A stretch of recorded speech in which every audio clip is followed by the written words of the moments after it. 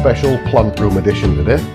We're going to be repairing 2 water heaters in a hospital because they're all gone. Fans have gone, PCBs have gone, Corex units and anodes.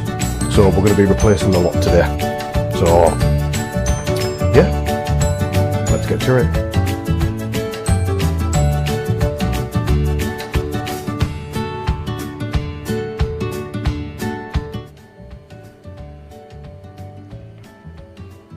Got all the tools laid out.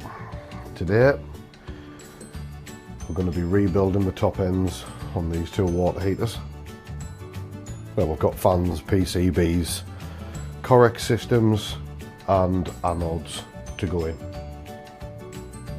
Let's get to it.